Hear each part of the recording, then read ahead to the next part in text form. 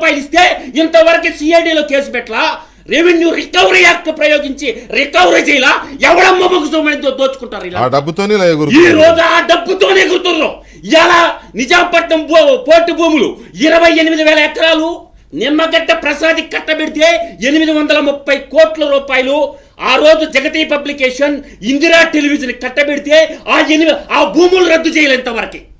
అదేవిధంగా ఇలా భారతీయ సిమెంట్కి the worth of mines ఎవరి సొమ్ము, జాతి ప్రజల సొమ్ము 2,050 ఎకరాలు ఆ రాయల్టీ కట్టిందా జగన్మోహన్ రెడ్డి? ఆ లెక్కలు బయట పెట్టండి. ఇంకోటి చెప్తా వెంకటకృష్ణ గారు, కంపోర్టర్ అండ్ ఆడిట్ జనరల్ నివేదిక మీద అసెంబ్లీలో ఎందుకు చర్చించలేదు? అసెంబ్లీలో ఎందుకు చర్చ పెట్టలా? కంపోర్టర్ ఆడిట్ జనరల్ రిపోర్ట్ ఇచ్చింది కదా, దాని మీద చర్చ పెట్టాలి కదా. 175 మంది ఎమ్మెల్యేలు డిస్కస్ చేయాలి కదా. దాని మీద చర్చ పెట్టుంటే ఈ రోజు ఈ రాతరాతలుకి సమాధానం దొరికేది కదా. ఈ రోజు 93 కార్పొరేషన్లకు సంబంధించినటువంటి తాకట్టు పెట్టినటువంటి లెక్కలు ఎందుకు బయట పెట్టలేదు? ఎవరిని కాపాడటానికి ప్రజలు కూటమి ప్రభుత్వానికి ఎందుకు ఓటేశారు? 93 కార్పొరేట్ సంస్థల్లో ఆడిటింగ్ రిపోర్ట్లు లేవు చూపించగలరా అని నేను అడుగుతున్నా. ఏ దిశగా పయనిస్తుంది గవర్నమెంట్? కాబట్టి నేనంటున్నా, ఇంకొకటి కూడా ఉంది, వీళ్ళు తేల్చాల్సింది దాపెడుతున్నారు. లిక్కర్లో నేను డైరెక్ట్ అటాక్ చేస్తుండా. దమ్ముంటే బయట పెట్టండి మీ గవర్నమెంట్. నేను అడుగుతుండా. ఈరోజు స్టాటిస్టిక్స్తో సహా చెప్తున్నా. వెంకటకృష్ణ గారు, ఈ లెక్క భయంకరమైన లెక్క. 31,500 కోట్లు ప్రజాధనాన్ని లూటీ చేసిన జగన్మోహన్ రెడ్డి. ఈ 31,500 కోట్ల రిపోర్ట్ మీ సిఐడి కార్యాలయంలో ఉంది.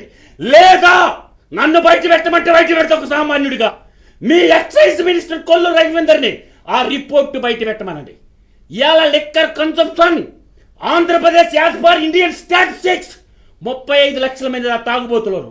ఒక బాటిల్ 220 రూపాయలకి అమ్మారు. ఎవిడెన్స్ ఉండే కేసు ఇది.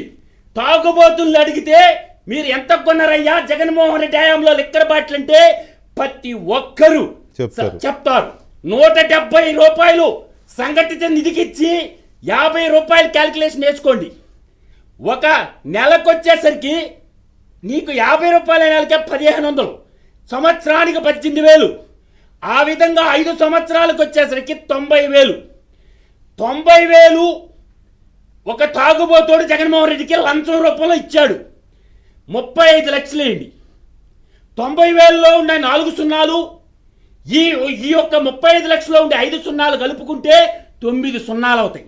31 ఇంటూ 9 వేస్తే 315.